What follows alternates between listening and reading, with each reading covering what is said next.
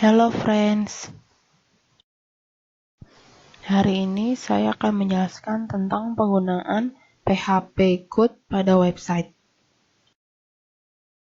Pertama-tama, perkenalkan nama saya Yokobat Anggranitera, NIM 1822489011, jurusan Teknik Informatika, konsentrasi Software Engineering. Apa itu PHP? PHP adalah salah satu bahasa server-side yang didesain khusus untuk aplikasi web.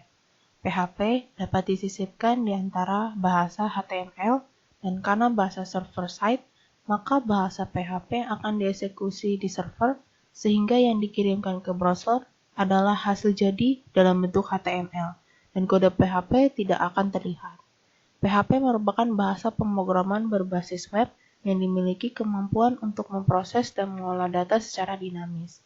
Pada umumnya, semua aplikasi yang dibangun menggunakan PHP akan memberikan hasil pada web browser, tapi proses secara keseluruhan dijalankan pada server.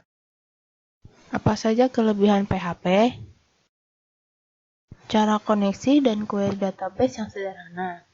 Dapat bekerja pada sistem operasi berbasis Windows, Linux, Mac OS, dan kebanyakan varian Unix. Biaya yang dibutuhkan untuk menggunakan PHP tidak mahal, bahkan gratis. Mudah digunakan karena memiliki fitur dan fungsi khusus untuk membuat web dinamis.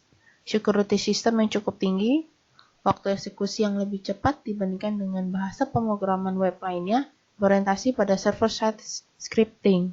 Akses ke sistem database yang lebih fleksibel dan mudah seperti MySQL. Apa itu XAMPP? XAMPP adalah salah satu paket instalasi Apache PHP dan MySQL secara instan yang dapat digunakan untuk membantu proses instalasi produk tersebut. XAMPP juga memberikan fasilitas pilihan penggunaan PHP 4 atau PHP 5. Sama halnya dengan PHP, XAMPP bersifat free untuk digunakan. Dasar pemrograman PHP. Skrip PHP disimpan sebagai plain text dalam format ASCII yang memungkinkan skrip PHP dapat ditulis di hampir semua text editor seperti Notepad, WordPad, dan lain-lain. Skrip PHP adalah kode yang disertakan di sebuah halaman HTML dan kode tersebut dijalankan oleh server yang dieksekusi sebelum dikirim ke browser. Contoh file PHP. Contoh .php. Pada file .html, HTTP server hanya melewatkan connect dari file menuju ke browser. Server tidak mencoba untuk mengerti atau memproses file karena itu adalah tugas browser untuk melakukan komplikasi hasil program, seperti digambar di samping.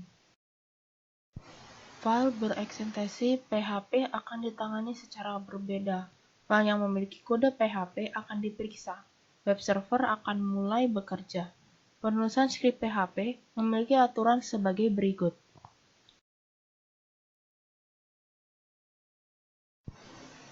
Perintah-perintah PHP dapat disisipkan di bagian manapun dalam dokumen HTML. Yang dilakukan hanyalah menyisipkannya di skrip HTML dan menyimpannya sebagai .php. Sebelum memulai file PHP pertama, perlu diketahui bahwa file PHP harus diletakkan pada home directory, yaitu di Apache Friends XAMPP HT Docs. Sebagai awal pembuatan skrip PHP, buka Notepad, kemudian ketikkan perintah seperti gambar atau latihan kedua berikut ini. Membangun database MySQL. Ini adalah tampilan utama XAMPP. XAMPP memberikan fasilitas khusus kepada pengguna untuk membangun database MySQL melalui tool phpMyAdmin. Jika Anda mengklik phpMyAdmin yang terdapat dalam tool expand, maka akan terlihat tampilan seperti gambar berikut ini. Selanjutnya, untuk membuat hak akses kepada pengguna yang berhak mengakses database, Anda dapat memilih berfile atau hak akses. Di bawah ini adalah tampilan halaman hak akses. Melalui php-myadmin, Anda bisa membuat tabel dengan mengisikan nama dan jumlah file, kemudian tekan tombol Go seperti gambar berikut ini.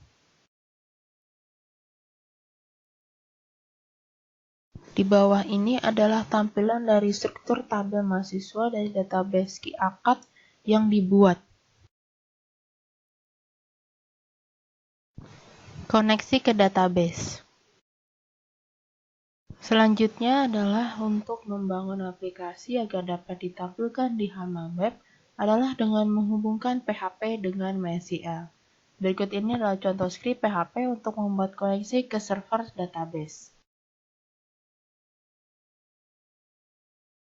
Di bawah ini adalah contoh skrip untuk melihat data mahasiswa.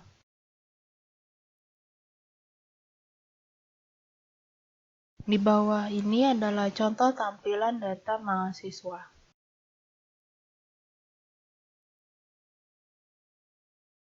Membangun from input. Di bawah ini adalah contoh skrip untuk input data mahasiswa.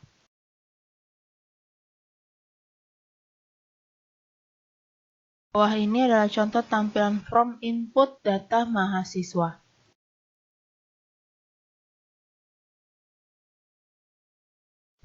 From edit data. Di bawah ini adalah contoh skrip untuk from edit data mahasiswa.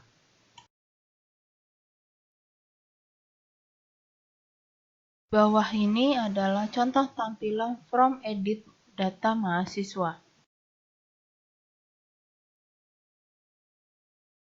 From delete data. Di bawah ini adalah contoh skrip delete data mahasiswa.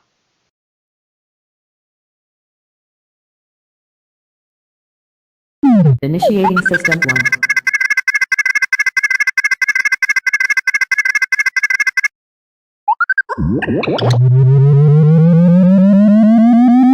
System 1 loaded.